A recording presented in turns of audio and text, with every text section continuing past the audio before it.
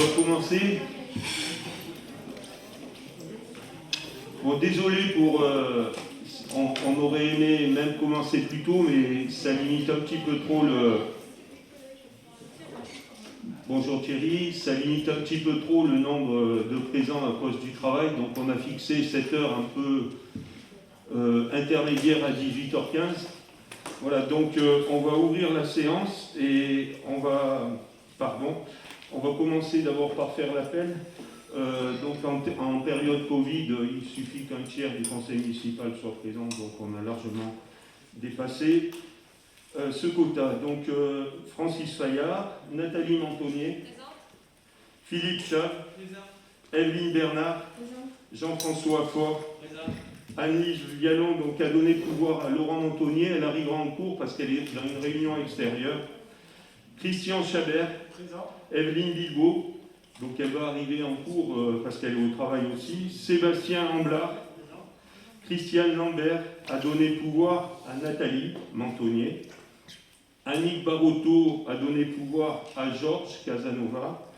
Claudie Dolader, Georges Casanova. Marie-Christine G a donné pouvoir à Evelyne Bilbao. Il est possible aussi qu'elle arrive en cours de séance. Thierry Jablas, Duilio Novaro, Elisabeth Luquet, elle est encore au travail. Laurent Mentonnier, Nathalie Soria, Sébastien Chénel, il est absent. Francine Dandrine, Alain Courtial a donné pouvoir à M. Dan Villot. Emmanuel Delpont, Dan Villot, Mathieu Niveau, Fabien Planet, Thierry Sanchez, Emmanuel Gély et Nicolas Collomb. Voilà, tout le monde a été appelé, donc on va désigner un ou une secrétaire de séance. S'il n'y a pas de volontaire, ben j'en désignerai un ou une au forceps. Ben, ce sera Sébastien, très bien. Voilà.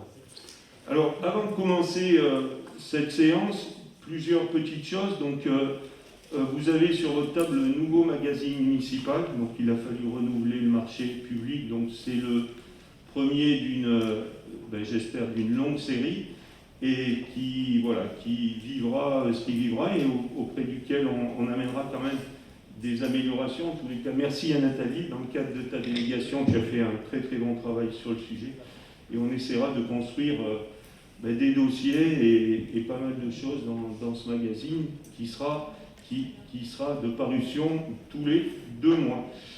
Alors, avant encore de commencer la séance, j'aimerais vous présenter votre futur directeur général des services, M. Jean-Pierre Lang, qui est là. Si vous voulez rapidement vous présenter, Jean-Pierre, je vous laisse ma place. C'est la très bonne place. Bonsoir à toutes et à tous. Donc Jean-Pierre Lang. Donc, je me présentais vite fait mon état civil, 43 ans, 2 enfants, mariés. J'habite à Saulce-sur-Rhône. Et actuellement, je suis en poste sur la commune de Châteauneuf-du-Rhône, où j'exerce les fonctions de directeur général des services. Voilà. J'ai une petite carrière de directeur général des services. Avant Châteauneuf-du-Rhône, j'ai été DGS sur la commune de la Voulte-sur-Rhône.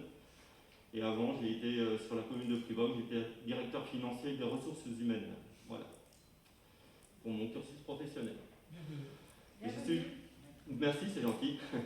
Donc, je suis très heureux d'intégrer la commune de Livron à partir du 8 janvier. Donc, je quitterai mon ancienne commune de Sept-au-Soir. Voilà. Vendredi matin, bon pied, bon oeil, je serai là. Avec une mère qui vous regrettera. Mais... Oh oui, elle me pleure déjà, la pauvre. Elle me laisse pas partir. Mais on vous accueillera avec les bras ouverts, toute l'équipe et tous les membres de toutes les tendances municipales, parce qu'il y a certains mots que je n'aime pas utiliser. Voilà. Donc, bienvenue avec nous. Merci, et vous allez voir qu'il y a beaucoup de boulot qui vous attend. Oui, j'imagine. En tous les cas, voilà. Je suis très motivé, je suis content de votre accueil. J'ai déjà été un peu présenté dans les services, j'ai été très bien accueilli. J'ai été également très bien accueilli par les personnes de l'équipe municipale que j'ai pu rencontrer. Je vous remercie de votre confiance. Mais c'est avec grand plaisir. Et puis je suis motivé pour commencer dans les meilleurs délais. Voilà. Vous préparez des rideaux pour voir. Je vous rends votre place. Merci. voilà, c'était... donc Jean-Pierre nous rejoindra donc début janvier. Ponctuellement, il nous file un petit coup de main pour préparer aussi son arrivée. Alors concernant les délibérations, on avait prévu le rapport eau et assainissement pour l'année 2019. Malheureusement, l'équipe de la SOR est sous Covid, donc nous a envoyé une correspondance comme quoi elle ne pourrait pas venir tant que l'alerte ne serait pas levée chez eux. Donc on passera donc cette délibération, cette présentation, on l'effectuera tout début janvier, cas de force majeure. On aurait aimé le faire ici parce que ça aurait pu permettre aussi d'aborder le deuxième sujet avec eux que monsieur le directeur des services techniques va vous présenter tout de suite. Merci, monsieur le maire. Donc c'est l'avenant numéro 1 au contrat de délégation de service public d'assainissement. Pardon. Ah oui, pardon. Est-ce qu'il y a des remarques à faire sur le PV du conseil municipal précédent? Oui, je vous en prie.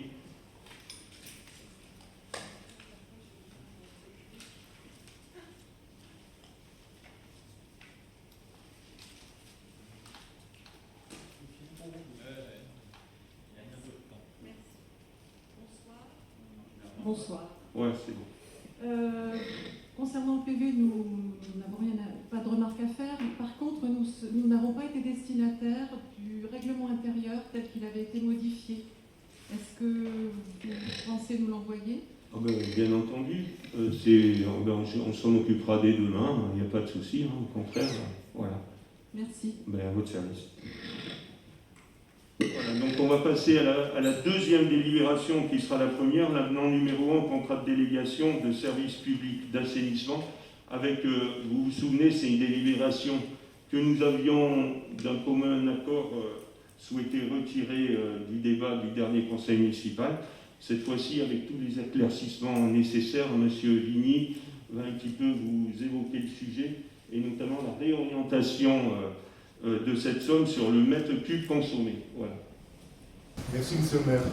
Donc, nous avons passé la commune de Lyon sur Drôme, on a passé une délégation de service public pour l'eau et l'assainissement, délégation qui a commencé début d'année, janvier 2019. Or, on s'est aperçu que durant l'année 2019, on a eu des gros travaux sur le pont retourneur, gros travaux de l'ordre environ de 30 000 €. Intervention qui est obligée d'être faite rapidement pour des raisons pour éviter la montée en charge de la station et évacuer les gouttes. Donc ces travaux ont été faits par le délégataire, la société SOR.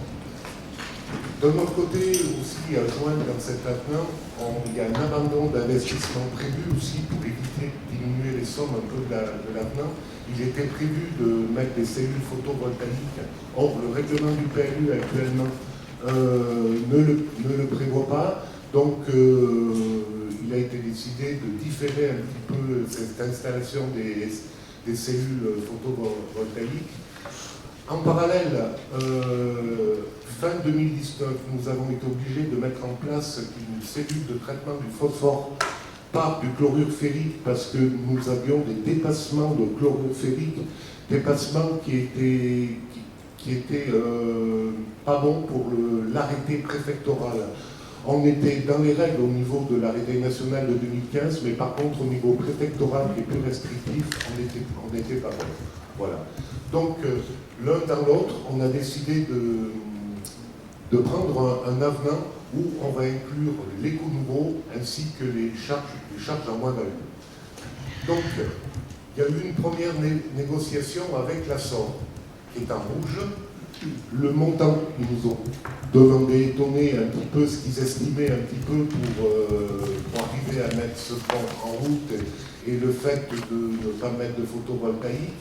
Donc il y a eu quand même une somme, une proposition initiale de la SOR avant négociation de 67 000, j'arrondis, et après ce qui équivalait, disons, à une augmentation du prix au mètre cube de la part délégataire de 0,024 €. Après négociation, on est arrivé à faire diminuer les sommes pour arriver à 29 000. Dans cette diminution, on a inclus aussi le fait que, dans la mesure où le pont retourneur, il n'y a pas eu d'entretien, qu'il est abîmé 2019 et changé en 2020, donc toute la partie CEP au niveau du pont retourneur, c'est les 3 000 € par an ont été enlevés pour 2019 et pour 2020. Voilà. Donc, quand on regarde le montant où on est arrivé, à 3 736 € par an, ce qui donne un prix au mètre cube de 0,011. On parle uniquement de la part délégataire, hein, parce que c'est la part délégataire qui va augmenter. La conséquence que ça va avoir, donc l'abonnement a été décidé de laisser l'abonnement à 17 € et le prix au mètre cube de la part délégataire passe de 0,602 à 0,613. Voilà. Ce qui fait pour une facture à 120 mètres cubes 1,32 hors taxe.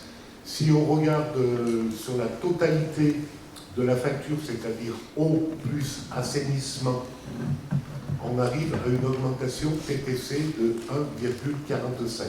Voilà. Voilà l'objet de ce premier avenant. Alors, on rappelle le contexte. Hein, dans le contrat DSP du mandat 2008-2018, l'entretien de ce bras retourneur-là n'était pas prévu. Quand le marché a été reconduit et est passé de Ternois à la Sorre, il a été prévu dans le contrat une maintenance, un entretien de 3 000 € par an.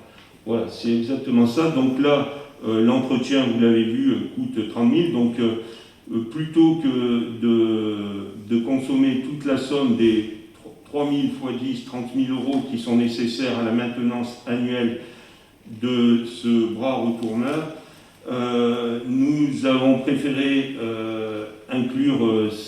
répartir cette somme sur la consommation d'eau, toujours avec l'esprit consommateur égale payeur. Donc celui qui consommera d'eau payera un petit peu plus, mais c'est à hauteur de 1 centime et 1/10 de centime pour essayer de compenser et de continuer à garder ce rythme d'entretien jusqu'à la fin de ce nouveau contrat de délégation de service public. Voilà, voilà. Je tenais à le préciser pour que ce soit bien clair pour tout le monde. Est-ce qu'il y a des questions?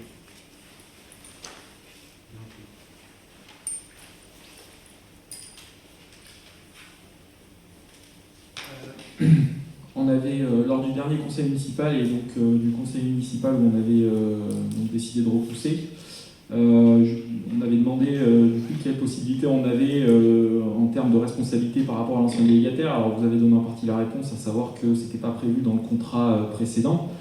Il n'empêche, est-ce que l'absence de cette précision dans le contrat de fait empêche toute réclamation auprès de l'ancien délégataire, ou est-ce qu'il y a quand même quelque chose qui peut être envisagé? Alors, le cabinet d'avocats, le cabinet conseil que j'ai consulté nous dit que de 2008 à 2018, il y a une défaillance sur le contrat. Donc, il n'empêche que je vais quand même continuer à essayer de chercher. Dans tous les cas, on n'est pas paré sur le contrat précédent. Donc, comme il y a eu un entretien pendant une dizaine d'années qui n'a pas été fait, et qu'à la bascule 2018-2019 est survenu ce problème-là, voilà. Donc, dans tous les cas, je crois que la loi permet plus ce genre oblige maintenant à ce type d'entretien. Voilà, donc là, c'est une erreur dans le contrat DSP de 2008 à des 10 années. Voilà. D'accord. Par rapport au photovoltaïque, Emmanuel Delpont, vous avez sollicité sur la possibilité d'envisager d'autres installations en termes de photovoltaïque à type d'ombrière. Est-ce que ça a été réfléchi? Est-ce que c'est envisagé? La question c'est si ce type d'installation est possible, est-ce que du coup ça aura des répercussions inverses sur les tarifs? Oui, le PLU. Alors, au niveau ombrière, nous sommes en pleine révision du PLU. Au niveau ombrière, pourquoi pas à réfléchir, vraiment, comme on avait vu avec M. Delpont, c'était de l'ordre de 90 mètres carrés. Par rapport à la puissance. Donc, à regarder avec le PLU si on peut installer des ombrières à la station d'épuration. Autrement, il y a que par cette modification du règlement de la zone PMU et notamment de la zone de la station d'épuration. Ce qui fait partie dans le cadre de toute la révision qu'on doit apporter, des réflexions qu'on va avoir, puisque de la même manière, je pense qu'on est tous un petit peu dans la même optique, développer des énergies alternatives par le biais d'ombrières et de photovoltaïque sur les toits, ça fait partie un petit peu de nos objets communs. Voilà. Et donc, dernier point par rapport au traitement du phosphore et donc l'utilisation du chlorure ferrique par la SOR. On avait évoqué ça la dernière fois. Alors on a bien compris que visiblement il y avait une sous-estimation par la SOR et des taux de phosphore qui varient en fonction de la quantité traitée, etc. Enfin voilà, et donc on a bien compris qu'il y avait eu un problème au niveau de l'estimation. Est-ce qu'il y a quelque chose qui a été prévu avec la SOR? Parce que bon, on n'en sait rien dans les 10 ans à venir en termes d'environnement, ce qui peut se passer. Est-ce que c'est quelque chose c'est peut-être quelque chose qui va augmenter tous les ans? Est-ce que c'est quelque chose qui va se répercuter indéfiniment sur le prix que vont payer les biberonnais? Comment vous envisagez ça? Donc, alors, déjà pour tout vous dire, on a eu le résultat. On a eu le résultat sur 2019 parce que j'ai reçu le rapport de la police de l'eau ainsi que la prime d'épuration de l'agence de l'eau. J'ai reçu qu'en 2019, dans la mesure où on a eu 3 dépassements de phosphate, nous avons pris une pénalité qui représente 6 200 €. Le nouveau DGS arrive, il ne va pas être très content. Donc, mais maintenant, on a regardé sur 2020, toutes les analyses qui ont été faites sur 2020, on est dans les clous au niveau du phosphate. De plus, dans le cadre de notre schéma directeur d'assainissement, on est en train de faire changer l'arrêté préfectoral de 2007, comme je vous disais, pour qu'il soit moins restrictif. C'est-à-dire qu'il nous propose soit un radiement, soit on réduit de 30%, ou soit on a une valeur minimale. Alors qu'actuellement, ils n'acceptent pas de valeur minimale. C'est juste le rendement qu'ils regardent de 30%. Quand on a des faibles rentrées de phosphore en entrée de station, pour arriver à réduire de 30%, c'est très dur. C'est pour ça qu'on veut avoir une valeur minimale. D'accord, donc normalement on devrait nous protéger pour la suite de problèmes. Tout à fait. Puis ce qu'il faut dire aussi, on verra au mois de janvier, quand on va présenter un peu le rapport sur l'assainissement, on travaille aussi, dans ce cas de schéma directeur d'assainissement, sur les eaux parasites. Parce que le problème des eaux parasites nous fait rentrer une charge polluante organique importante. Donc ce qui demande un traitement beaucoup plus important au niveau du phosphore. Donc en réalité, c'est sur un double volet qu'il faut travailler. Il faut travailler déjà sur cet arrêté, ainsi que sur la réduction des eaux parasites, qui sont quand même, vous verrez au mois de janvier, qui sont quand même encore trop importantes. Voilà, est-ce qu'il y a d'autres questions? Ok, donc on va passer au vote. Donc qui est contre cet avenant numéro 1 au contrat de DSP assainissement? Qui s'abstient? Je vous remercie. Alors, autre délibération, là c'est M. Jean-François Faure, peut-être M. Vigny, si vous avez 2 minutes, il y avait un complément d'information sur ce dossier-là pour soutenir M. Faure, ça serait très bien. C'est l'avenant révision de prix concernant le marché public, Pignal, transformation et réhabilitation. Voilà, Jean-François, vas-y, je t'en prie. Alors, la délibération concerne les avenants pour la révision de prix du marché des travaux pour la maison Pignal.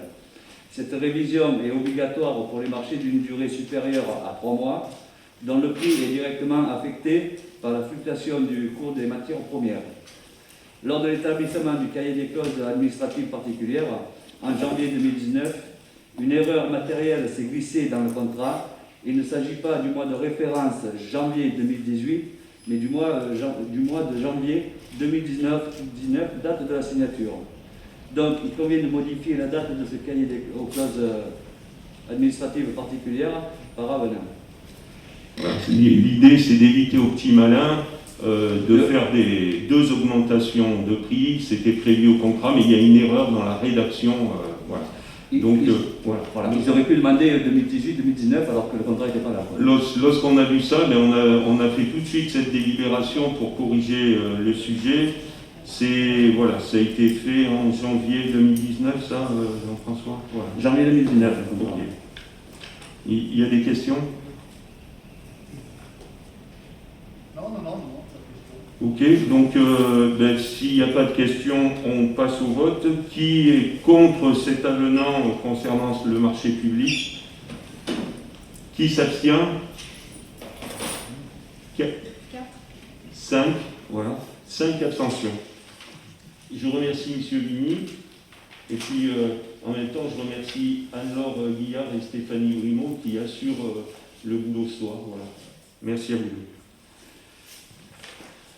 Quatrième délibération, donc ça concerne la construction de l'aire de lavage phytosanitaire à destination des agriculteurs. C'est une demande de prorogation des financements FEADER. Et là, c'est M.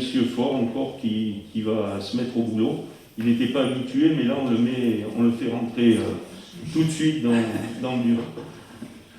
Alors, demande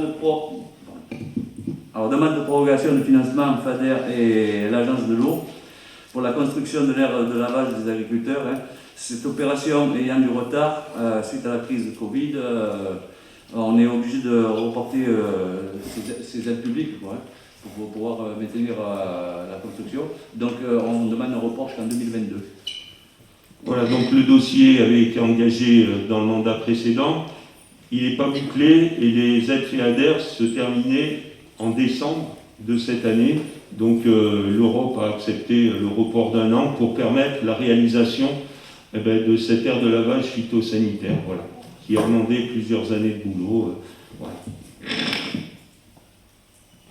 Est-ce qu'il y a des questions sur le sujet? Non, mais on passe au vote. Qui est contre? Qui s'abstient? Je vous remercie. Alors, délibération suivante, réalisation d'un audit sur l'éclairage public avec Énergisdead. Georges, je te laisse la parole. Je appuie sur le bouton du centre. Bonjour. Donc nous souhaitons faire appel aux SDED dans le but de réaliser un audit du patrimoine de notre éclairage public. La motivation financière de cette compétence optionnelle est de 7,50 par point lumineux. Il s'avère que la collectivité possède déjà une cartographie des réseaux grâce aux prestataires travaillant avec la commune. La facturation de l'audit sera ainsi réalisée au prorata des données en notre possession. Christian, tu veux compléter ou non? Voilà, donc ouais, si vous avez des questions et puis on complétera derrière. Fabien.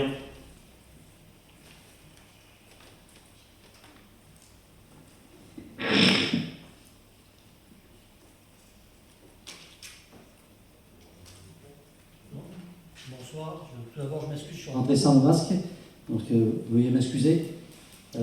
Juste une question pour savoir si les 7,50 €, ça correspond à un point lumineux, c'est-à-dire pour avoir plus d'explications. C'est sur l'ensemble des points lumineux de la commune ou ça va être sur une certaine tranche de points lumineux par certains quartiers? Sur l'ensemble des points, c'est sur le point lumineux, 7,50 au point lumineux. Voilà, Donc sur l'ensemble des points lumineux. L'ensemble des points lumineux de la commune qui représentent à ce jour, donc ceux qui sont encore, il doit rester 1100 points lumineux non LED. Donc c'est pour évaluer quel va être le travail à effectuer par point lumineux, parce qu'il y a des endroits, il faut changer des armoires, d'autres endroits, ce n'est pas nécessaire. Donc c'est une évaluation de l'audit pour passer ensuite à la phase opérationnelle de changement de l'ensemble des points lumineux de la commune en LED, dans la mesure où aujourd'hui, changer les ampoules, on n'a plus le droit de les changer, ces ampoules, donc il faut passer à autre chose. On est en train de faire cet audit pour aussi évaluer quel va être notre plus grand intérêt, et peut-être on pourra en parler ensemble, là, de passer soit dans l'espace public avec le SDED, soit par un marché public avec le privé. Donc on va réfléchir à ça. Pour l'instant, moi j'ai mon idée, mais je ne m'avance pas plus sur le sujet. Le but, c'est d'évaluer le coût que va représenter l'ensemble de ces changements pour voir dans quelle durée on va pouvoir le réaliser, puisque dans tous les cas, les lampes au sodium ne peuvent plus être changées aujourd'hui. Donc il y a un peu du bricolage aujourd'hui, en mettant des ampoules à LED aux endroits où il ne faut pas le faire. C'est pas terrible, donc il faut vraiment qu'on mette en place ce plan de changement de l'éclairage public, d'autant plus que ça générera un ensemble d'économies à hauteur. Alors, c'est évalué selon qui fait le boulot entre 50 et 70% d'économies de consommation électrique. Nous, on va rester sur notre évaluation à une fourchette basse à 50%. Il y a aussi des économies à faire sur la maintenance globale de l'entretien du parc. Il y a un coût qui est évalué notamment par le prestataire actuel Rampa. Il y a d'autres types de coûts qui sont évalués par le prestataire SDED. Bon, ben ça fera l'objet aussi d'un débat public. Et voilà, et puis d'une évolution, dans tous les cas, obligatoire de l'éclairage public dans la commune. D'accord, donc merci de l'information. Et le coût global, donc ça reviendra à combien? Eh ben, tu comptes, pour l'audit, là, ben, tu comptes 7,50 par point lumineux, donc 1100 points lumineux. Si on a 1180 ou 1200, ben 7,50 fois 1200. Voilà. En fait, on a 1384 points lumineux. Oui. 1384 points lumineux. Ils ne sont pas tous à vérifier. Il y a une partie qui a été faite. Alors, ils vont être vérifiés. Il y en a qui... Alors, là aussi, c'est pareil. Il y a un coût de 7,50 maximum par point lumineux. Donc ça, c'est le coût maximum. Des endroits où il y a déjà du LED, il n'y a pas de souci. Mais il y a des endroits... Vas-y, Christian, complète, ça serait bien. Oui. C'est bon. En fait, c'est 7,50 par point lumineux. Comme a dit Georges, il y en a à peu près 1300. Le 7,50, c'est le coût maximal quand un audit est fait qu'ils n'ont aucune donnée. Si ce n'est que le service technique a pas mal de données déjà du prestataire actuel. Donc le coût ne sera pas à ce niveau-là. Ils donnent le coût maximal pour quand ils n'ont rien, mais là, on aura déjà pas mal de choses à leur donner puisqu'on sait à chaque point lumineux à quelle armoire il est raccroché, etc. Voilà. C'est pour ça que le coût final sera inférieur de ce qui est donné. Ouais, c'est le coût maximal. C'est le coût maximal quand ils arrivent dans une commune où il n'y a pas de... où ils n'ont aucune donnée. Parce que chez nous, enfin, M. Vigny est parti, mais ils ont déjà pas mal de données au service technique. Et ils connaissent très bien le réseau. D'accord, si on avait changé de prestataire, par exemple, le nouveau, on aurait pratiquement appliqué le coût à 7,50, à savoir que lui, il connaît le schéma d'éclairage de la commune et les emplacements donc, des armoires de communication d'éclairage. Voilà. Et ça nous permettra effectivement d'avoir une vue très très précise par ce syndicat pour aussi bien l'évolution en LED que ce que ça pourra engager en prix de maintenance après, je suppose.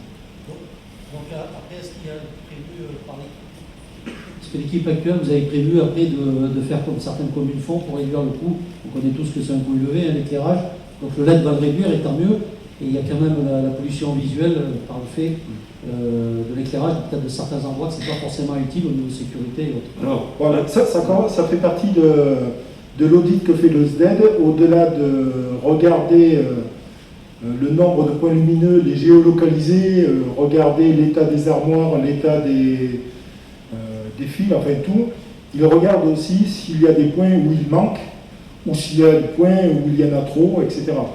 Et effectivement, si on passe en LED plus tard, aujourd'hui on est à peu près, je ne vais pas dire, enfin de tête, on doit être à peu près à 90 000 € par an d'électricité, je ne sais pas sur l'éclairage à peu près. Ça le divise au moins par deux, le passage en LED.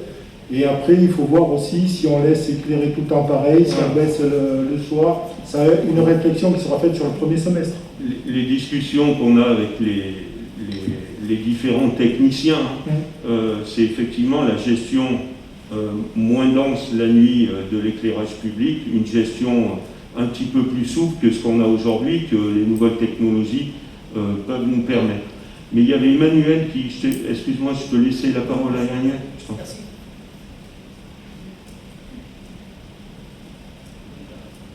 Attends, vas-y. Oui, alors effectivement, vous avez répondu à la grande majorité des questions que je comptais poser. Il se trouve que j'ai travaillé 3 ans dans un bureau d'études qui faisait de l'éclairage public. Donc oui, les ballons fluo sont interdits depuis déjà pas mal d'années. Donc il y en a notamment dans le Haut-Livron, il n'y a que ça. On n'y voit absolument rien. Par contre, les sodium haute pression sont encore autorisés, ça c'est pas un souci.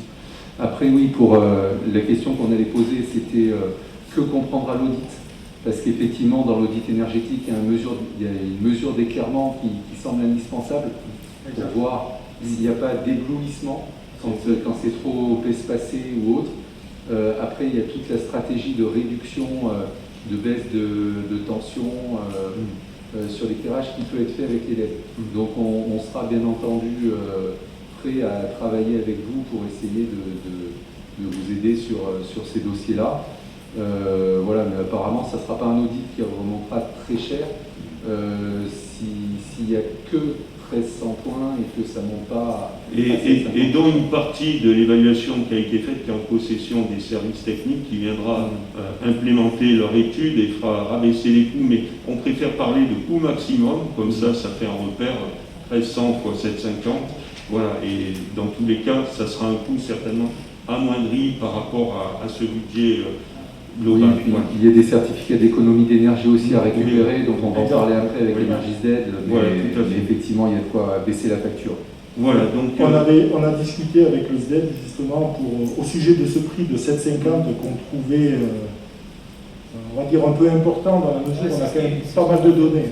Mais c'est là où la présidente vous a dit non, mais c'est le prix maximal, vous n'êtes pas dans ce cas-là, vous connaissez votre réseau, donc ce sera... En fait, on devait rencontrer Nathalie Niaison, qui est la présidente du SDED ici. Bonsoir Evelyne. Et elle en a profité pour organiser un comité syndical du SDED il y a une dizaine de jours, qui nous a permis, juste après ce comité syndical, d'avoir un échange avec elle qui a été très fructueux sur le sujet en tous les cas, et puis de rencontrer son directeur, le directeur du SDED, pour évoquer tout ce dossier. Voilà, il y avait... Et juste pour dire que, si je ne me trompe pas, Georges, l'audit, c'est pour la fin du printemps, je crois, le compte rendu, je crois. Il faut compter à peu près 6 mois. Voilà. Et les travaux s'en suivent après? Mais après, il y aura un choix à faire. Donc, dans tous les cas, il y aura un choix à faire. Soit on va transmettre la compétence au SDED, soit on lâchera un marché public pour trouver un délégataire privé. Ça sera un débat peut-être qu'on peut avoir entre nous. Moi, j'ai fait mon choix personnel. Il s'impose à personne pour l'instant. Ça fera l'objet peut-être d'une discussion entre groupes. Voilà, moi j'ai mon orientation, mais pour l'instant, on va travailler déjà sur l'audit et l'évaluation. Thierry? Oui, c'était pour revenir justement, ça faisait partie des questions, c'est pourquoi le SDED? Parce que dans le choix, est-ce que c'est l'organisme qui paraît être le plus pertinent, le plus compétent en la matière? On ne discute pas du prix, je pense que ça vous l'avez travaillé, mais je voulais savoir pourquoi le SDED, pour anticiper aussi l'avenir. Parce que celui qui fait l'audit, peut-être souvent celui qui derrière va être dans l'opération, enfin pas obligatoirement, mais souvent. Et la question, c'était de regarder au travers de ce que vous aviez indiqué dans votre programme, cette réflexion de réduction énergétique globale, parce qu'il n'y a pas que la partie éclairage, c'est un ensemble de choses. Est-ce que justement, lorsque vous allez réfléchir sur cette question-là, vous allez englober différents items pour prioriser ce qui vous paraîtra le plus important, parce qu'on ne peut pas tout faire malheureusement. Dans tous les cas, c'est aussi pour ça qu'on va faire cette évaluation, pour évaluer un coût, pour voir sur combien de temps on va le porter, ce dossier, voilà, puisqu'il y a aussi des tas d'autres choses à faire, mais ça se regroupera aussi avec un travail sur le travail sur la réhabilitation thermique de l'habitat, puisqu'ici, on a parlé, je souhaite qu'on mette en place sur l'avenue Léon Aubin, Joseph Combier et le Haut-Livron ce qui s'appelle le permis de louer pour avoir le contrôle de ce qui se loue ici et d'évaluer tous ces taudis, parce que j'en suis allé en voir beaucoup, je pourrais en faire un reportage photographique ici dans la commune, avec quelques marchands de misère dans la commune, donc ceux-là je tiens à les contrôler et on va les contrôler avec ça.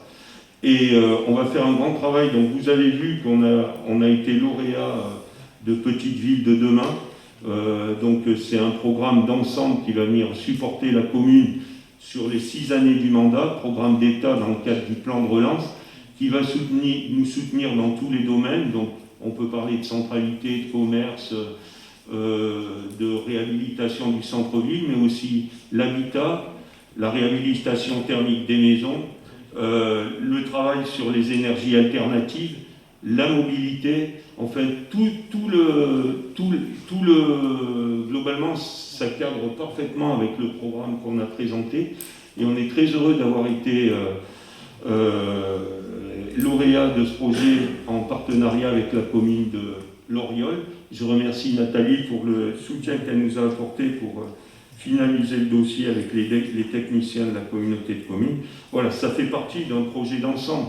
On ne peut pas faire que de l'éclairage public, il faut travailler l'isolation thermique des maisons. Et déjà, on va d'abord travailler sur un secteur donné pour ne pas se disperser.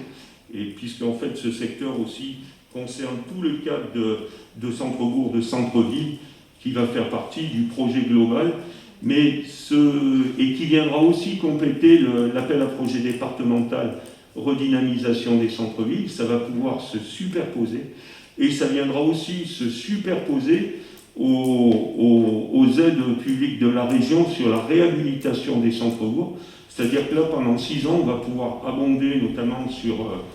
on va nous amener, vous l'avez dit, un chef de projet dans cette commune qui sera supporté pour 25% de son coût par Loriol et la commune de Livron, le reste étant financé par l'État.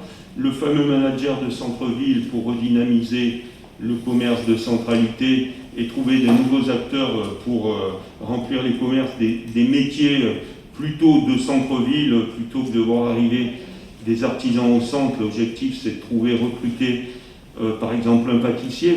Voilà tout un ensemble d'un travail qui rentre dans cet appel à projet, mais dans lequel, on y revient, il y a le volet économie d'énergie, LED, isolation thermique et aussi une opération d'aménagement des façades, ces fameuses OPH du passé qui vont revenir directement en soutien des 1000 villes concernées par le programme. Voilà.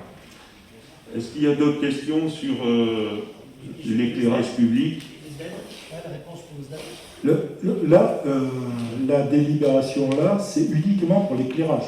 Ça, j'ai bien compris. Voilà. C'est uniquement pour l'éclairage. Mais le choix du SDED pour l'audit. Ah, le choix du SDED, c'est le syndicat en Drôme qui a quand même la compétence.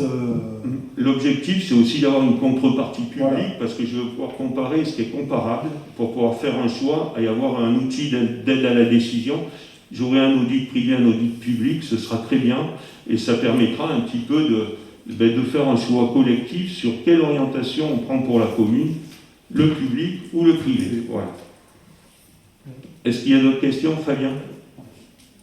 Donc c'est très bien, j'ai vu moi aussi dans la presse donc, la commune avait été retenue, comme toutes les communes de notre catégorie de la vallée du Rhône, les communes proches, pour Loriol, la Voulte et le Pouzet sont retenus aussi, et tant mieux, c'est un bon projet. Dans l'idée, pour ce qui est rénover les façades, ça avait déjà été fait, je crois, il y a une dizaine d'années, et c'est très très bien, mais est-ce que derrière, ça va concerner uniquement les façades des commerçants, les façades des particuliers, ça rentre dans quel cadre? Alors là, on est dans le projet centre-bourg. Le positionnement de la ville, c'est pas le centre-ville. Le projet petite ville de demain, c'est le centre-bourg. Mais il va falloir qu'on fixe des orientations sur un espace donné. Ce n'est pas une opération renouvellement des façades qui sera faite sur toute la commune. Voilà. Est-ce qu'il y a d'autres questions? Donc on va passer au vote. Qui est contre la réalisation de cet audit sur l'éclairage public par le SDED? Qui s'abstient? Je vous remercie. Alors, on continue avec M. Faure, qui est en pleine forme ce soir, pour justement, ça aussi, ça fait partie des débats, demande d'aide financière pour le changement de chaudière dans les locaux communaux auprès d'Énergie d'aide. Christian, voilà. Puisque, en fait, sur les délibérations, donc ça, tu peux expliquer un petit peu à quel endroit c'est, et voilà. En fait, depuis 2017, Livron cotise à hauteur de 50 centimes par habitant au SDED pour ce sujet-là. Et cette cotisation donne droit à une aide annuelle d'un montant de 50% jusqu'à 20 000 €, et ensuite de 20% de 20 000 à 50 000, ce qui fait une aide de 16 000 € sur un projet de 50 000, on va dire. Ça fait 32%. Sont concernées les dépenses répondant aux critères de C2E, n'est-ce pas, plus quelques-uns qui ont été rajoutés par le SDED. Et en contrepartie, le SDED récupère la propriété des C2E.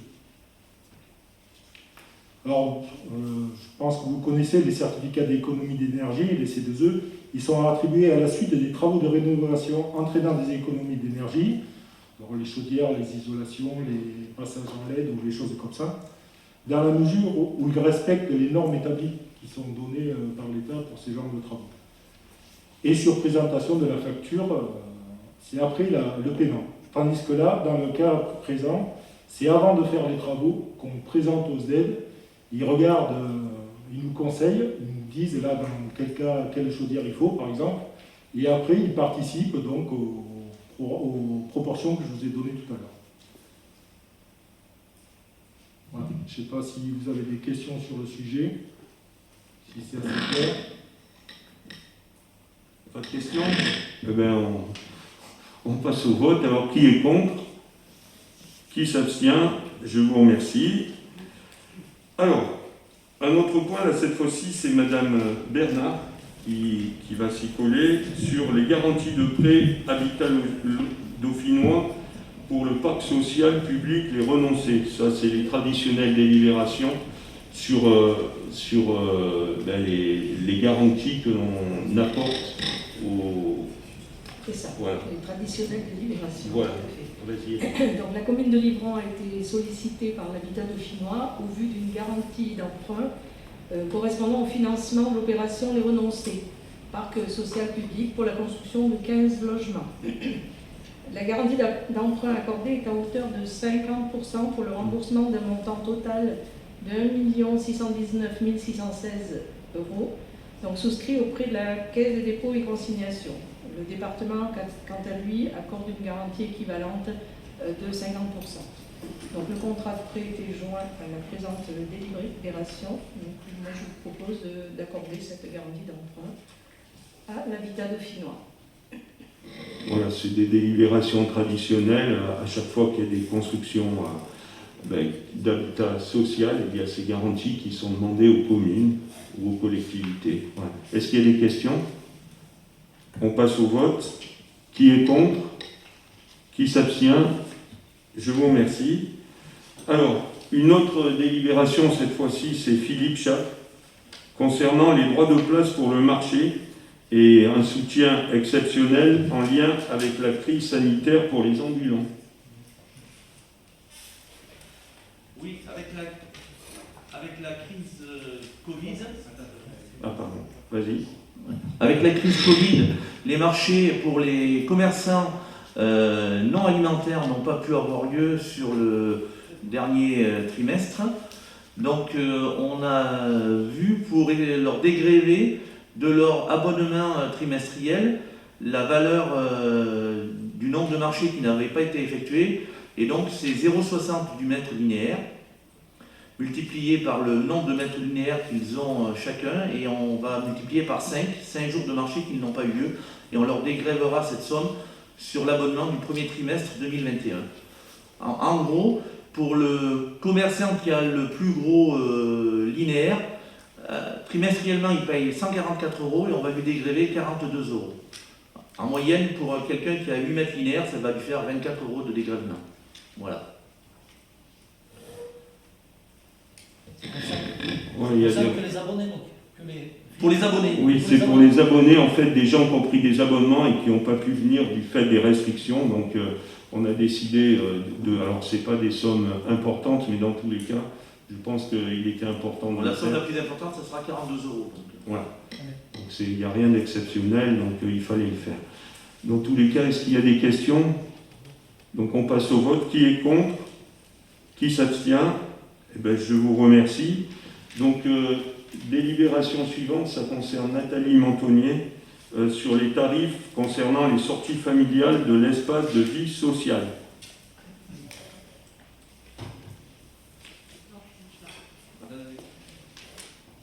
C'est bon? Oui. Alors, c'est un travail qui a été mené avec la référente famille de l'espace de vie sociale. Elle travaille donc avec ces familles. Alors, on ne reviendra pas sur l'intérêt d'organiser des sorties pour favoriser le lien entre les enfants et les parents. Au-delà de ça, son objectif est un objectif, on va dire, un petit peu éducatif, puisque le but de cette référente famille, c'est aussi de travailler avec ces familles sur la façon dont on peut gérer un budget, y compris lorsqu'on organise des sorties. Il n'y a pas de coût zéro, donc le but c'est d'abord travailler avec ces familles sur ce sujet. Donc elle a envisagé, et c'est ce que je vous propose ce soir, une tarification pour ces familles en fonction donc, du kilométrage, c'est-à-dire de la distance entre l'EVS et le lieu de la sortie, et qui tient aussi compte du quotient familial. Donc il y a deux cas présents. Donc les sorties qui sont organisées sans qu'il y ait une entrée payante à une attraction, et une deuxième tarification avec une entrée payante. Donc pour mettre un petit peu de logique à tout ça, on a appliqué donc un tarif normal aux parents et un demi-tarif aux enfants jusqu'à 12 ans. Voilà, je ne sais pas s'il y a des questions, si j'ai été assez claire.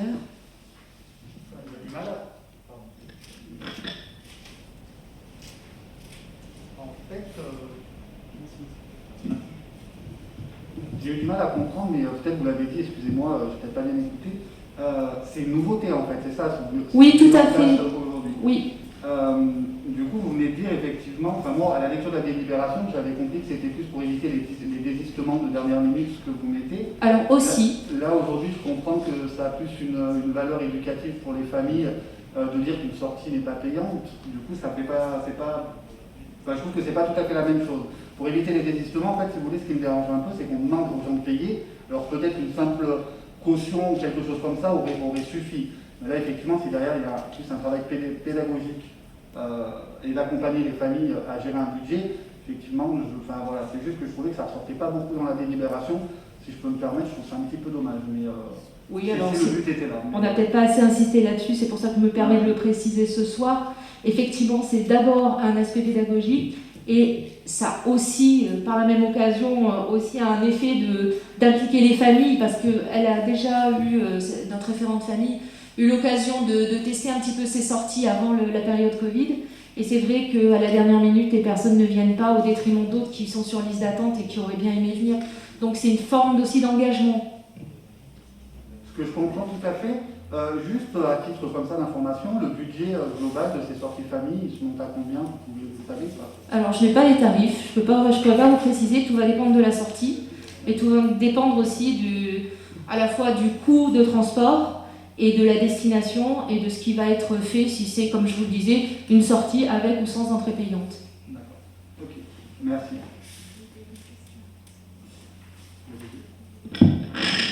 Il y a d'autres questions, Thierry? Juste, je voulais un petit peu comprendre dans quelle dynamique ça s'inscrivait. Les sorties famille, ça existait déjà auparavant. Il y a juste l'innovation sur la partie éducative. Ou est-ce que vous avez réfléchi dans la cohérence du projet EVS qui avait été pensé? Ou qui est pensé? Alors, ces sorties n'existaient pas réellement. Elles avaient été envisagées donc, par l'animatrice, la référente famille, pardon, je cherchais le mot. Et sur les quelques sorties qu'elle avait essayé d'organiser, il s'est avéré que c'était pertinent pour elle de travailler sur ce volet. C'est pour ça qu'elle a mis cette tarification en place. Tarification qui est d'ailleurs existante dans d'autres services, centres sociaux. On n'a pas réinventé l'eau chaude. Et ça a fait écho effectivement à un projet qu'elle a rédigé et qui va être mis en place donc, dès qu'on pourra réorganiser ces sorties, bien évidemment, sur le VS.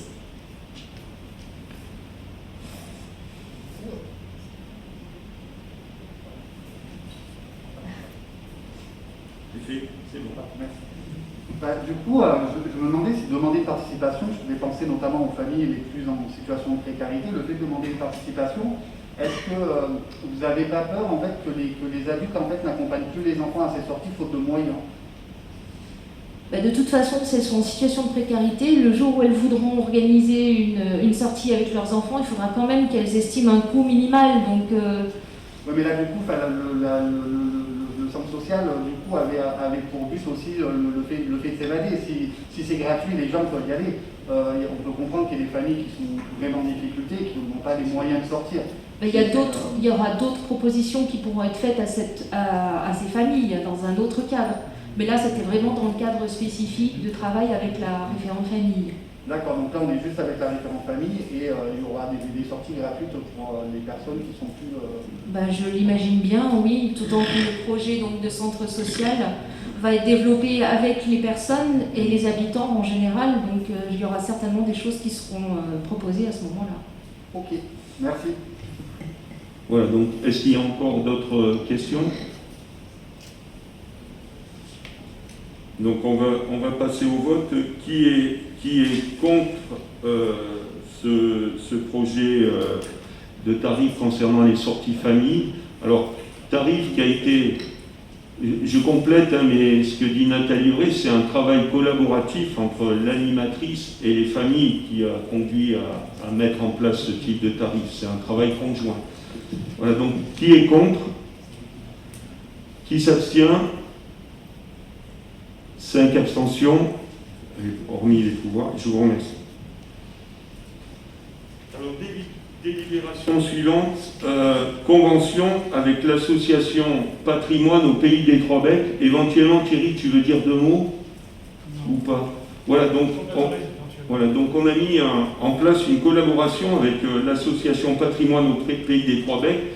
C'est parti au départ d'un échange, donc les Pays des Trois Becs, c'est Chastel-Arnaud, d'un échange culturel avec cette association-là, qui va se mettre à réaliser aussi des films sur les patrimoines locaux, donc des films sur Livron. Donc ça fait partie d'un échange qu'on aura. Et on travaille aussi, alors dans le cadre des financements leaders notamment, dans la vallée de la Drôme, en collaboration avec cette association-là qui va être le porteur du projet, à la mise en place d'un sentier GR, donc un sentier de grande randonnée référencé, qui partira de la confluence de Livron jusqu'à la source de la Drôme à la Bâtie des Fonds, ou vice-versa, qui viendra compléter l'espace touristique, donc les pas de Huguenot, ce chemin de grande randonnée, le parcours VTT jusqu'à Gap, la vélodrome, etc., et qui va renforcer l'attrait touristique ou l'attrait mobilité douce de la commune. Voilà, donc on a mis en place cet échange qui se passe très très bien avec un ancien journaliste du Dauphiné Libéré qui était enseignant, je crois aussi, monsieur Claude Didier, que je connais depuis fort longtemps, qui a notamment qui a travaillé avec moi à l'époque au sein du journal et de l'imprimerie du Crétois. Et c'est un bel échange fructueux, et je ne sais pas, vous avez vu, la convention est toute simple, hein. Elle demandera aussi la participation d'un élu du conseil municipal à leur conseil d'administration. Voilà, donc ça c'est réglé. Je sais aussi que Thierry, tu es déjà membre du conseil d'administration de l'association, je crois. Voilà. Donc je trouve que c'est un bel échange et qui va aussi déborder sur l'espace de Nathalie Mentonnier à travers d'échanges culturels entre la vallée du Diois et le pôle un petit peu bassin d'entrée du Diois et la confluence de Drôme-Rhône et notamment avec ce partenariat avec Livron. Voilà, donc ça aussi, moi je souhaite me tourner sur les échanges aussi avec l'axe vallée de la Drôme, hein, puisque c'est aussi ma sensibilité et c'est aussi pour ça que j'ai toujours défendu les intérêts de la communauté de communes du Val-de-Drôme en Bio-Vallée. Voilà, ça c'est le type d'échange qu'on souhaite mettre en place et qui globalement coûte effectivement une convention de 250 € renouvelable tous les 3 ans. Donc on va travailler avec eux et puis dans 3 ans on verra le côté fructueux des choses. Dans tous les cas, les premières arrivées, dès que le printemps sera là, ce seront des films sur tout le patrimoine de la commune qui seront centralisés sur leur espace numérique. Voilà. Est-ce qu'il y a des questions? Je vous en prie. Oui, justement, nous nous interrogeons sur le fait que cette convention soit signée avec la ville de Livron et pas dans le cadre de la CCVD, puisque c'est une compétence qu'a la CCVD, la compétence tourisme. Par ailleurs, il y a d'autres villes qui sont parcourues par le sentier, donc est-ce qu'elles sont associées à ce projet? Bon, vous nous dites que ça, concrètement, bientôt, nous aurons 3 films sur la ville de Livron, sur le patrimoine. Est-ce que vous vous êtes rapproché de l'association du patrimoine livronnais? Alors, dans tous les cas, ça sera aussi en collaboration avec l'association du patrimoine livronné. Ça viendra aussi abonder notre bien collectif, puisque ces films réalisés seront aussi le patrimoine de la commune. Mais là, le sentier de randonnée est à part de tout ça. Dans tous les cas, c'est vraiment la collaboration culture qui nous a permis cet échange. Et Nathalie travaillera avec eux sur des échanges culturels, déjà dans un premier temps. Le sentier de grande randonnée, je le mets de côté parce que là, c'est un vrai travail communauté de communes du Val-de-Drôme, communauté de communes Crétois Pays de Saillant et communauté de communes de Didiouat, puisque ce parcours de 110 km va être porté par nos 3 Comcom et nos 2 programmes leaders, le leader CCVD 3CPS qui est un leader commun et le leader DIWA. Donc on ira abonder au fur et à mesure du parcours, comme on a fait dans le cadre de la Vélodrome. On demandera des aides publiques qui vont surtout concerner la signalétique, puisque c'est les sentiers, il suffit de les relier, ils existent tous.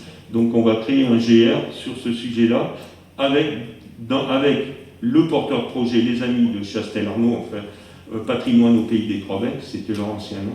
Ça, c'est un projet à part. Nous, la relation qu'on va avoir avec les amis du patrimoine du Pays des Trois-Becs, c'est qu'ils vont venir aussi nous aider avec des outils numériques dont ils ont à disposition que l'association du patrimoine local n'a pas, mais on va travailler bien entendu tous ensemble, à valoriser un petit peu et à créer des outils numériques pour mettre en valeur le haut livron, les canaux, les roues à aube, etc. Voilà.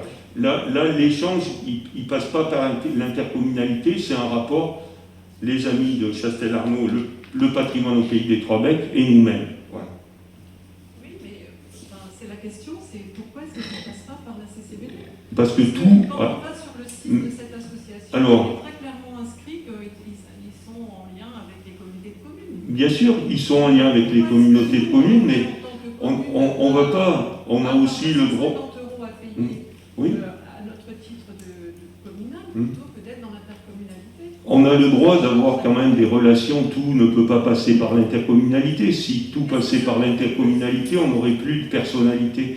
Donc là, c'est une relation d'une commune à une autre, qu'on peut avoir un échange avec Tradat et le canton Loriol avec les Italiens. Là, c'est un échange entre 2 communes. Voilà.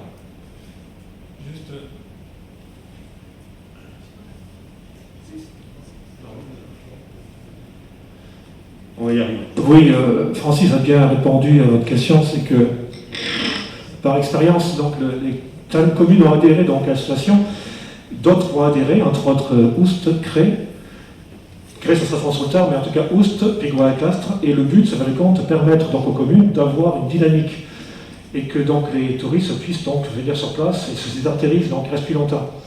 Naturellement, l'association ne gagne absolument rien à ce niveau-là, à l'apporter son aide d'ordre du matériel et au niveau donc de l'animation et surtout du site. Entre autres, pour un village qu'on connaît bien, c'est la Randivois, ils ont donné beaucoup de main au niveau du patrimoine et au niveau donc des festivités du village. Ils trouvent donc des groupes et ces groupes-là donc tournent autour des communes pour animer. Ça ne coûte rien, ça ne coûte absolument rien. Eux, ils accordent du temps et surtout donc, leur passion et veulent à tout prix donc en premier sauvegarder donc le patrimoine et développer donc l'aspect touristique et l'intérêt de s'arrêter pour voir ce qui se passe donc sur le territoire. Et Livron, qui a un patrimoine qui est très intéressant, mérite donc d'avoir autant de ce qui se passe au niveau du Divois. Enfin, c'est mon sentiment. C'est juste un échange entre 2 communes qui ont envie de travailler ensemble. Est-ce qu'il y a d'autres questions? Non? Donc, qui est contre? Qui s'abstient? Je vous remercie. On passe à la délibération suivante. Donc, Madame Bernard, ça concerne 2 contrats d'apprentissage. Voilà, où Nathalie, c'est Evelyne Valençay, puis Nathalie complétera éventuellement Jean-François. Donc, en septembre dernier, donc, nous avions déjà délibéré pour le recrutement d'un apprenti au service ressources humaines. Donc ce jeune donne entière satisfaction.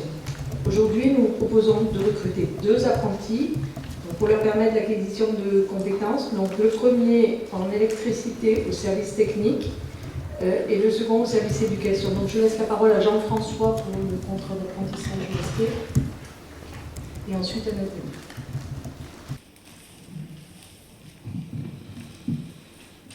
Alors, l'apprentissage, ça serait pour le poste d'électricien, sachant que notre électricien, d'ici 3 ans, peut prétendre à un départ en retraite. On s'est dit que ce serait intéressant de commencer à le former sur nos bâtiments et finir sa formation aussi, quoi. C'est un jeune, s'il est bon et qu'il fait son boulot, il restera avec nous. Là, c'est clair. Voilà, ça fait partie de mes sensibilités sur l'alternance, hein, on en a déjà parlé. Donc petit à petit, on va travailler sur certains métiers très spécifiques qui sont techniques et à l'intégration de jeunes à la place d'anciens, avec un tuilage qui sera quand même un tuilage de 3 ans à 3 ans et demi. Donc c'est un tuilage long qui va lui permettre de s'intégrer à la commune. Voilà.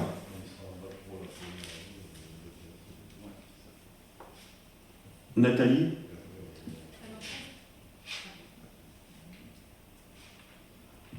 Voilà.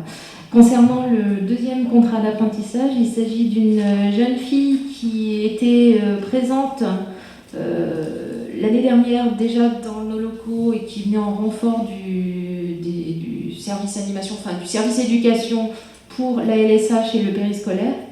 Il se trouve que cette jeune fille a donné entièrement satisfaction au point qu'on devait reconduire son contrat cette année. Et puis, entre-temps, elle a décidé de donner une réorientation à sa vie professionnelle en matérialisant son choix par le désir d'obtenir un diplôme, en l'occurrence un BGEPS. Donc, nous sommes ravis de l'accueillir pour pouvoir réaliser ce diplôme ici à Livron, en espérant que, voilà, enfin on verra à terme ce qu'elle décidera de donner suite ou pas. En tout cas, c'est vraiment une personne qui présente de très grandes qualités et une très grande motivation dans son travail. Petite précision, donc, au niveau de ces contrats d'apprentissage, au niveau de la partie formation à 50% qui est pris en charge par le CNFPT. Et nous avons eu l'agréable surprise de recevoir aujourd'hui la publication d'un décret qui permet à toutes les collectivités territoriales qui ont recruté un apprenti entre le 1er juillet et jusqu'au 28 février 2021 de recevoir un abondement supplémentaire de l'État de 3 000 €. Ce qui fait qu'au final, la formation ne nous coûtera quasiment rien. Voilà, il y a des remarques, Fabien ? Oui, donc nous on est tout à fait satisfaits qu'il y ait des jeunes qui viennent sur notre commune en tant qu'apprentis, c'est très bien, vu que la commune est le plus gros employeur la municipalité le plus grand employeur de la commune. Non. C'est un des plus gros employeurs, si ce n'est le plus gros, mais un des plus gros en tout cas. Et c'est très très bien et on est entièrement favorable. Ça permet déjà de donner la chance à des jeunes qui aient une expérience professionnelle et surtout à l'employeur qui est la commune, de pouvoir voir la valeur du jeune et puis par la suite éventuellement de l'intégrer auprès de la municipalité. Pour nous, on est entièrement favorable, c'est très très bien. Est-ce que vous avez un projet de continuer, d'en prendre d'autres Sur des métiers spécifiques, oui, on s'est aperçu qu'on a eu, tu interviendras Julio, mais sur le bac plus 3 RH, on a fait une très très bonne pioche avec un garçon très sérieux. Voilà, donc ça aussi, ça me conforte dans l'idée aussi de laisser place à la jeunesse, d'autant plus que la pyramide des âges de la commune, la moyenne d'âge des salariés est de 51 ans. Donc aussi, il faut travailler à ce rééquilibrage de la pyramide des âges pour permettre aussi des objectifs d'avenir pour ceux qui progresseront au sein de la commune, qui remplaceront les anciens qui partiront. Ça, on a vraiment à le rééquilibrer. Donc c'est un des choix, entre guillemets, on en parlera avec monsieur le DGS, mais c'est une des orientations qu'on souhaite, notamment sur certains métiers. On ne pourra pas le faire sur tous, en tous les cas, oui. C'est une vraie orientation politique de faire ce genre de choses. Julio ? Oui, juste pour dire, on a ciblé au service technique quelques métiers où on a trouvé une possibilité qui va peut-être se faire assez rapidement, c'est dans la ferronnerie, donc construction de barrières et tout. Mais ce qu'il faut dire aussi, c'est qu'on prend des contrats d'apprentissage, parce que d'une part, on a des subventions, et que d'autre part, au service technique, il nous manque, il y a eu 6-7 personnes qui sont parties et qui n'ont jamais été renouvelées. Donc quand on nous dit que les services techniques à Livron, ils ont de la peine, je suis d'accord complètement avec vous, on a beaucoup de peine. Parce que, moi je ne sais pas, mais quand un gars sera à la retraite ou 3 personnes partent à la retraite, il est essentiel de les remplacer. Alors aujourd'hui, on arrive dans un service, et j'incrimine, mais vraiment personne, je vous le promets, je ne fais pas de politique moi. Mais on arrive dans un service où quand on nous dit qu'il faut aller déblayer des routes ou il faut faire ci, eh bien, il n'y a plus que 3 personnes, 4 personnes. En fait, c'est pas... Là, quand on fait le point, c'est...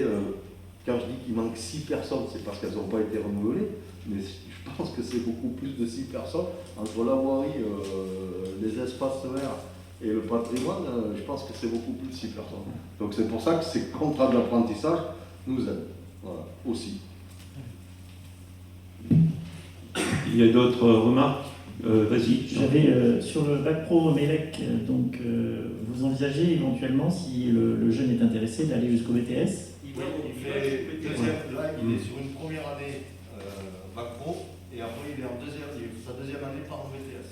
Voilà, l'objectif c'est de l'accompagner dans son parcours, il va se former, il va aussi faire un tuilage avec le salarié, il amènera aussi de nouvelles compétences et peut-être de nouvelles visions un petit peu plus, entre guillemets, jeunes, plus modernes, et ça amènera de nouvelles compétences globales au service technique dans cet espace-là. Donc on va lui faire confiance à ce jeune, et petit à petit on va l'intégrer. J'espère qu'il nous retournera la même confiance qu'on lui donne aujourd'hui en tous les cas. Et la deuxième question, mais dans la même mouvance, c'est effectivement, vous parlez, on parle beaucoup d'argent parce qu'effectivement l'apprentissage est le contrat le plus aidé sur le principe et qui est porté par la réforme de la formation et par le gouvernement en place. L'idée c'est que si demain, effectivement, on a un peu moins d'aide sur ce type de contrat, j'ai entendu dans le discours que la politique restera dans la même dynamique, c'est de porter et d'accompagner ces jeunes indépendamment des aides, même si c'est important. Cette aide de 3 000 € qui est arrivée aujourd'hui, bon, ça vient en bonus, mais globalement, c'est un choix politique de prôner l'alternance. Voilà, c'est aussi une nouvelle vision. Il n'y avait pas eu de travail fait depuis dans la commune sur ce type de choses. Aujourd'hui, c'est un vrai choix, c'est une sensibilité personnelle que j'apporte et qu'on partage, je pense, avec les élus, d'accompagner cette jeunesse. Et d'ailleurs, ça tombe tout à fait bien dans la vision du pré-audit, mais que fera M. Lang sur la composition de la structure de la pyramide des âges de la commune. L'objectif, c'est de rééquilibrer tout ça. D'ailleurs, ça amènera aussi, même financièrement, certains avantages aussi, mais ça permettra aussi à la jeunesse, à terme, avec des glissements et des pyramides des âges équilibrés, des perspectives d'évolution au sein de la commune qu'aujourd'hui beaucoup de personnes n'ont pas. Voilà. C'est des jeunes livronnais, c'est une question. C'est des locaux? Mais globalement, en règle générale, oui. Dans ce cas-là, voilà. Il est de Portes, ouais. Et il avait déjà travaillé l'année dernière au service technique. C'est un jeune qui était suivi et qui est considéré comme sérieux, donc ils nous l'ont proposé. Donc dans la mesure où ça a été un jeune sérieux, on va faire en sorte qu'il assure son boulot. Voilà. Après, à compétences égales, à terme sur le recrutement, je prendrai toujours un choix livronnais, à compétences égales. J'ai pas le droit de le dire comme ça, on n'a pas le droit de le dire de cette manière, voilà. Mais dans tous les cas, à compétences égales, ce sera aussi la volonté de l'équipe d'intégrer aussi des salariés de la commune, notamment il y a beaucoup de postes aujourd'hui qui sont en train où il y a beaucoup de besoins, notamment sur toutes les aides à domicile, etc.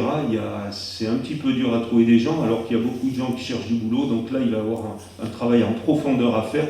C'est une des problématiques françaises, de trouver des personnes mais là, on a beaucoup de gens sur place à faire bosser, et j'espère qu'on va arriver à les faire bosser sur parfois des métiers difficiles. Voilà, on dira qu'on a bien débattu sur le sujet. On va passer au vote. Donc, qui est pour ce recrutement de contrat d'apprentissage? On va changer. Qui est pour Allez. C'était pour, parce que sinon vous vous endormez. Voilà, donc à la majorité, tout le monde est pour. Ouais. Mais qui est contre et qui s'abstient, voilà. Donc on a fait le tour, mais c'est assez marrant de faire comme ça. Voilà. Donc, alors la délibération numéro 12, Philippe, tu veux aborder le sujet, c'est le déclassement de la place publique des anciens combattants. Donc, voilà, c'est...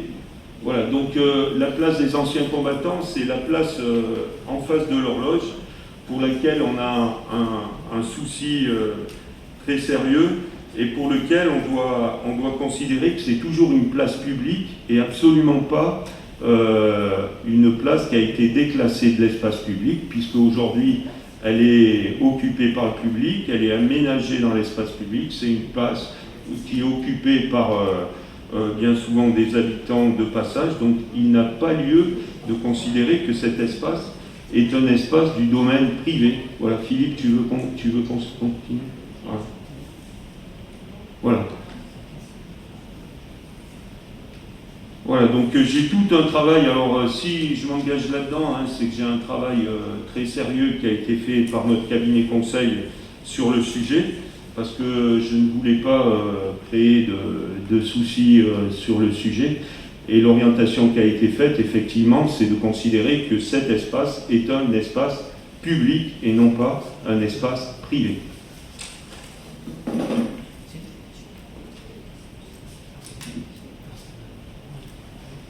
Est-ce qu'il y a des questions? Fabien? Oui, Francis, c'est juste une régularisation, donc de remettre dans le...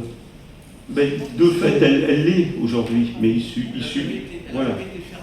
Elle n'a jamais été fermée par des... Alors, il y a eu des délibérations qui ont... Vas-y, Philippe. Oui, cette place, quand on dit qu'elle n'est plus dans le domaine public, elle devrait être fermée. Or, cette place, depuis que la délibération a été prise, est toujours accessible au public. Tout le monde peut y accéder sur cette place. Pour qu'elle soit considérée comme on dit, la désaffectée, il faudrait qu'elle soit été fermée par des barrières et que personne ne puisse y accéder. De la même manière que le bâtiment Immoclam, le périmètre, on l'a vraiment bien ajusté correctement pour bien considérer et ne pas être attaqué sur ce compromis et cette vente-là par un tiers qui dirait que regardez, c'est pas fermé, voilà, c'est ouvert au public et elle n'est pas déclassée. Donc il faut vraiment être très rigoureux là-dessus parce que ça peut entraîner des problèmes contractuels importants. Il n'y a pas de... Ok. Donc qui est contre cette délibération? Qui s'abstient? Je vous remercie à l'unanimité. Alors, une autre délibération, ben, ce sera la dernière, on a été pas mal hein, quand même. 7h30, avant-dernière, pardon. Subvention à l'association Animaux en détresse sur Livron et ses environs.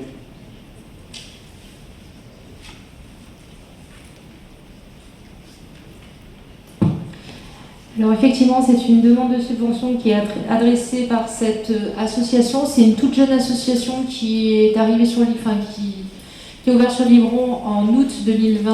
Donc il s'agit d'une subvention de fonctionnement dite d'aide au démarrage d'activité. Cette association, nous travaillons régulièrement avec elle puisqu'elle va nous aider à l'opération de stérilisation des chats qui va démarrer normalement au début d'année prochaine si tout va bien.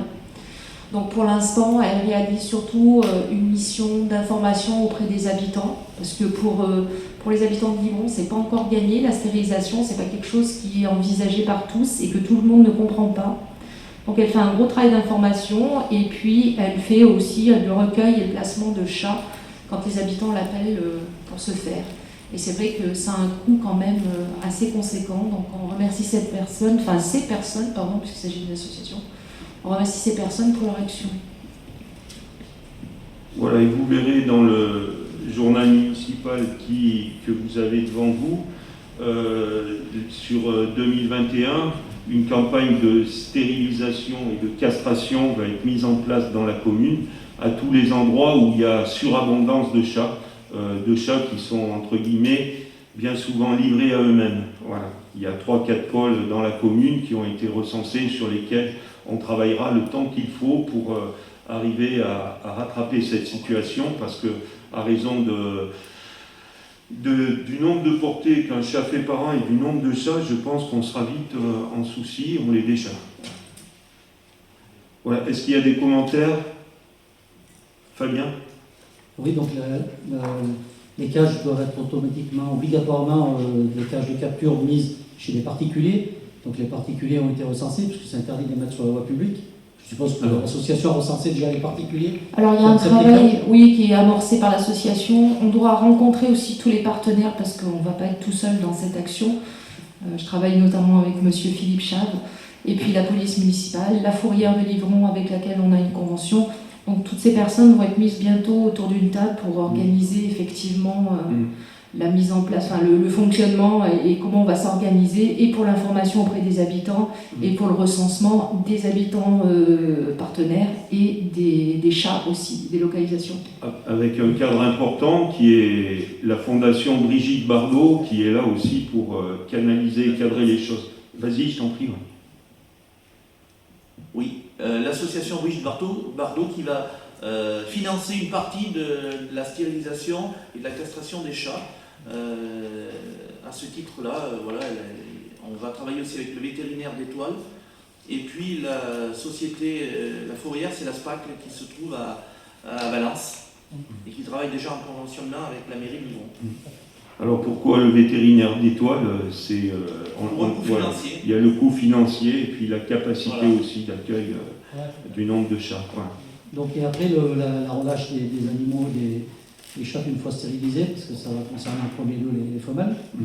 Il y a des familles d'accueil déjà qui sont positionnées pour récupérer ces chats. Parce que je parle de ça, parce que je connais, on avait fait le travail avec la police municipale, et c'est un sujet très compliqué. Très compliqué, parce que les chats, comme tu l'as bien précisé, abondent, et tant qu'on n'est pas concerné, qu'on n'est pas voisin avec ce phénomène, c'est compliqué. Donc là-dessus, l'association va tout gérer. Le remplacement des chats, ainsi de suite. Alors, en principe, le chat, il doit être remis dans son biotope. C'est-à-dire qu'il devrait être relâché. Et pas obligatoirement dans une famille d'accueil. Sauf que, étant donné qu'il aura été castré ou stérilisé, on devrait réduire la population de ces chats-là. Sachant qu'ils seront aussi tous tatoués. Une fois qu'on les aura attrapés, ils seront aussi tatoués. Donc il y aura un suivi de la population de ces chats-là. Et une sensibilisation importante à faire. Enfin, on avait travaillé dessus pour les gens qui nourrissent les chats. Et oui. Ils pensent bien faire, effectivement c'est une chose. On aime tous les animaux, mais ils créent souvent un déséquilibre. Donc arriver à sensibiliser ces gens-là, c'est très important. Oui. Alors c'est important aussi effectivement de penser aux personnes qui nourrissent les chats et de travailler avec elles, parce qu'il faut qu'on mette en place des zones de nourrissage où les chats seront regroupés pour qu'on puisse suivre l'état sanitaire aussi des animaux. J'avais juste un petit problème de forme sur la délibération, c'est juste pour que, à mon avis c'est une erreur.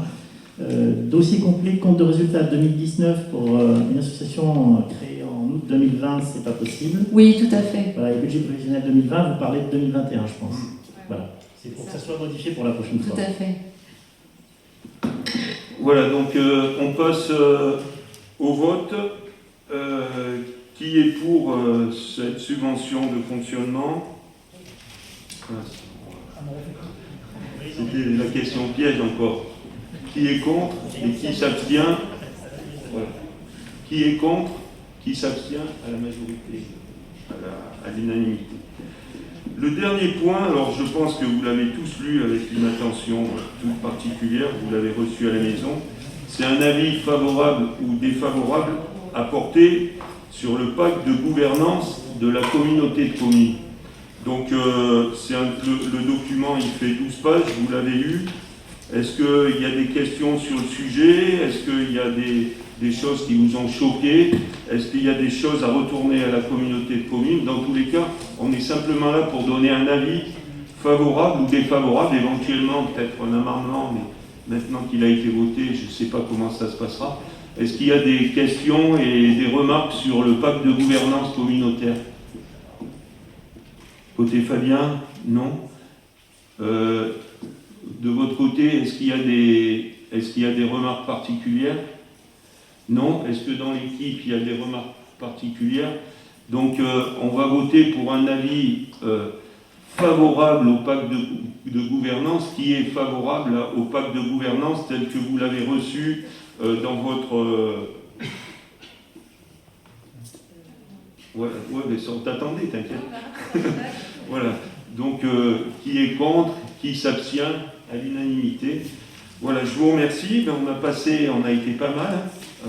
8h moins 20 avec un couvre-feu à 20h. Dans tous les cas, vous avez un document qui vous permet de rentrer plus tard. Est-ce qu'il y avait des questions diverses ce soir? Oui, Mathieu.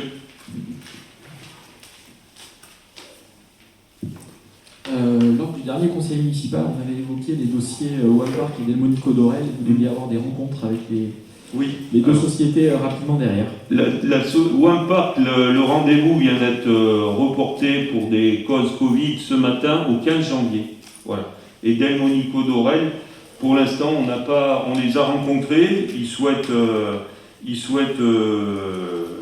faire ce qu'ils souhaitaient faire au préalable, sur lequel moi je ne suis pas tout à fait et pas du tout d'accord, c'est-à-dire l'extension des gravières de un peu plus de 26 hectares. Or, et je persiste et je signe que cette extension des gravières va rentrer en contradiction totale dans le cadre du SCOT, du PLUI et du PLU de la commune, avec les possibilités d'extension économique, puisqu'on va rentrer dans un périmètre de zéro artificialisation des sols et de consommation de plus en plus amoindrie des terres agricoles. Donc je ne suis pas très favorable, et l'équipe non plus, à l'extension qu'ils proposent. Voilà ce jour est-ce que j'en suis. Dans tous les cas, le dossier précédent avait été globalement bloqué par l'administration de la DDT.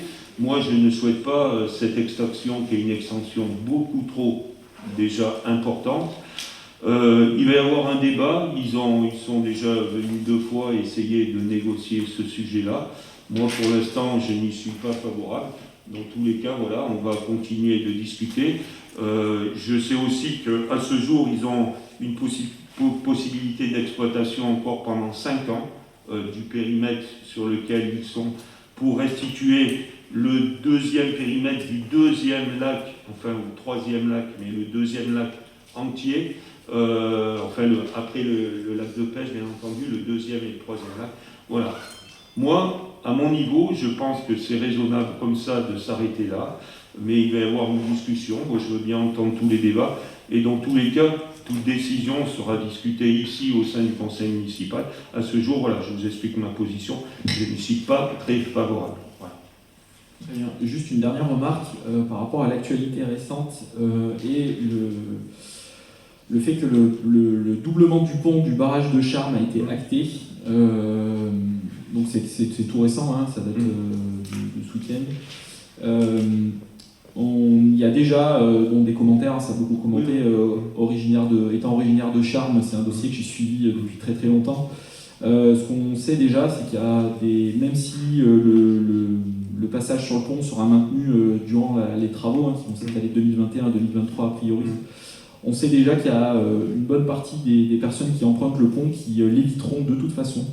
Et on sait qu'un des réseaux secondaires qui va être privilégié, ça va être le passage par les Petits-Robins. Donc en fait, c'était simplement pour vous alerter sur cette question-là qui va devenir majeure dans les 2-3 ans à venir. Quand on sait que la circulation dans le hameau est déjà fortement impactée l'été avec les nouveaux systèmes de GPS, etc. Donc voilà, c'était pour que vous soyez certains que tout le monde en est bien conscient, c'est que de mettre des choses en place pour s'assurer la sécurité des habitants. On est d'autant plus vigilant à ça que dimanche matin, on était au Petit-Robin, comme on fait un petit peu tous les dimanches sur des courriers qu'on reçoit, et je préfère aller voir chez les gens sur place pour discuter des situations, dont une, c'est encore la vitesse dans les Petits-Robins, et le flux de circulation qui effectivement, je crois que ça représente, alors je peux me tromper, hein, visuellement, je crois que c'est 2500 véhicules jour, si je ne me trompe pas. Hein. Voilà, donc ça, il va y avoir un vrai boulot à faire. Et à un certain moment, quand les gens n'entendent pas la vitesse, eh ben, il va falloir faire de la répression, malheureusement. C'est moins dans ma nature, mais on va s'y mettre, et ça sera une des consignes de 2021, l'acquisition de jumelles propres à la commune, et on va multiplier les contrôles de vitesse dans la commune. Vous pouvez commencer à en parler. Je ne laisserai pas passer ça. Ça empoisonne la vie de tous les élus, quels qu'ils soient.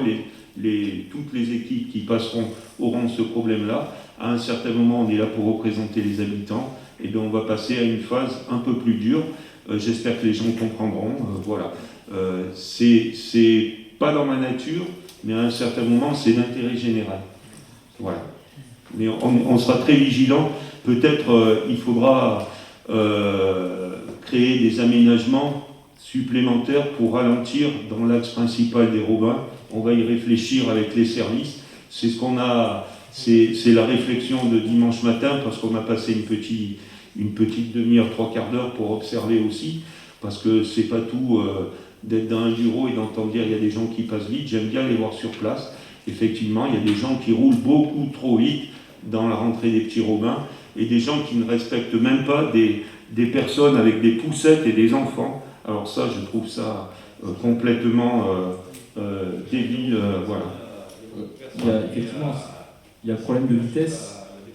Il y a le problème de vitesse dans le hameau. On l'avait déjà évoqué avec l'association l'année dernière. Là, c'est surtout la question du flux. Parce qu'on est à 2500 véhicules jour, et on sait qu'avec les travaux et en fonction de l'état du barrage de Charmes aujourd'hui, en fonction des horaires, on se rend compte que les horaires de sortie et pour aller au boulot, le flux est assez impressionnant. En tous les cas, on se rejoint là-dessus. Ok, est-ce qu'il y a d'autres questions? Fabien, moi je t'en prie. Le flux risque d'augmenter car la zone qui est au nord de la commune d'Étoile, à proximité de l'autoroute, va aussi se développer, à savoir depuis, il y a beaucoup de véhicules qui passent par Champagnat pour regagner, on tente des poids lourds. Donc des riverains se plaignent de ça. On a eu le même phénomène aussi. Hein. Ça ne concerne pas que maintenant, c'est pas nouveau. Donc peut-être d'être vigilant, c'est pour Philippe. Je sais que la police municipale le font, la gendarmerie aussi, être plus présent pour que les poids lourds ne passent plus par cette route. Parce que c'est un véritable problème et c'est très dangereux. Peut-être, voilà, c'est aussi, on est allé faire un saut côté Champagnat là-bas, justement pour évaluer, pour voir s'il y avait des panneaux de signalétique pour le poids autorisé des poids lourds sur ce petit pont en rétrécissement. Voilà, donc il y a toute une réflexion là-dessus. Et d'autant plus de riverains qui nous disent que les camions de la CCVD passent à certains endroits très vite aussi. Donc tout ça, c'est une réflexion sur notamment la circulation des PL par là-bas qui est un peu compliquée. Est-ce qu'il y a Emmanuel? Le marché de Noël n'a pas pu avoir lieu, donc les illuminations de la région non plus. Est-ce qu'elles sont reprogrammées? La région reprogrammera ces illuminations à un moment qu'on choisira. Je pense qu'il faudra faire une fête au printemps ou quelque chose comme ça. La région est prête à prolonger les illuminations un peu plus tard dans la saison, en 2021. Là, il n'y a pas de souci sur le sujet. On a un accord, voilà, les techniciens, on en a parlé à plusieurs reprises. On souhaitait porter ça puisqu'il y avait le marché de Noël qui devait se faire là. Et malheureusement, le marché de Noël devait ensuite se déplacer place Jean Jaurès. Comme on avait organisé les illuminations ici, on voulait créer aussi une grande estrade avec des animations le soir pour permettre aux gens de venir se regrouper ici et d'assister aux illuminations. Voilà, les circonstances ont fait que ça n'a pas pu se passer. Donc la région est d'accord pour reporter ces illuminations-là, certaines journées de notre choix. Moi j'aimerais que ce soit au printemps. Voilà, je pense qu'au printemps on va sortir, j'espère, de cette crise et qu'on va pouvoir festoyer dans la limite du raisonnable sans temps. Du coup, elles auraient lieu seulement sur un week-end ou sur plusieurs semaines Non, ça sera sur un pas de temps court. Voilà, 3 jours. Voilà. Sauf s'il y avait un événement qui le permettait, mais voilà, mais c'est un pas de temps court. Est-ce qu'il y avait d'autres questions diverses? Oui?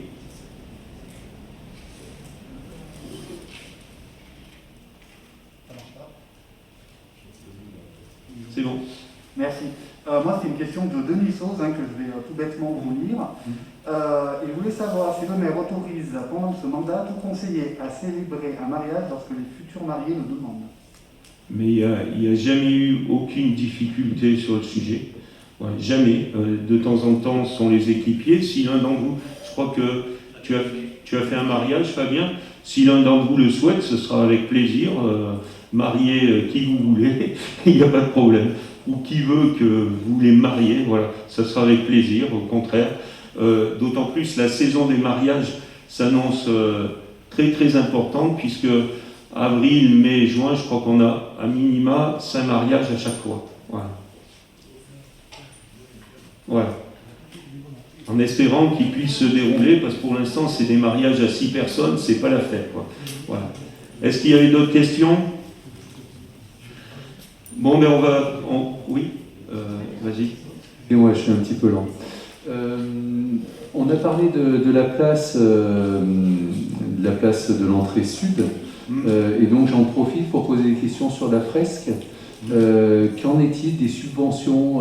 Parce que la dernière fois, on a parlé d'un emprunt de 50 000 €, si ma mémoire est bonne.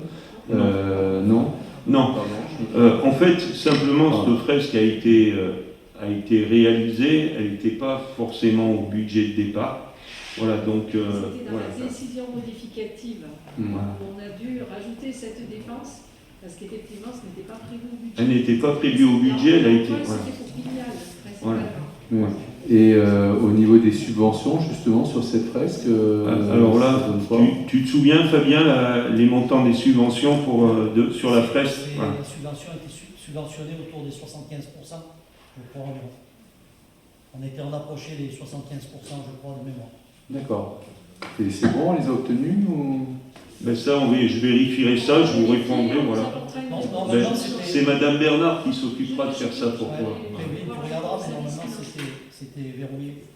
Voilà, donc dans tous les cas, voilà, on apportera les réponses. C'est vrai que c'était pas fléché au départ. Bon, après, il y a eu des choix qui ont été faits. Hein, voilà. C'est dans la décision modificative qu'on a voilà. parlé du dernier conseil. Encore une question? Non, ben écoutez, je vous remercie. On va clore ce conseil municipal dans les délais qu'on s'était impartis, en commençant à 18h15 et finir juste avant 20h. En tous les cas, merci à vous de ce bon déroulement. Et puis, le prochain, je pense, ce sera le rapport d'orientation budgétaire et la présentation du programme eau et assainissement 2019, puisqu'il n'a pas pu se dérouler aujourd'hui. Une autre information rapide,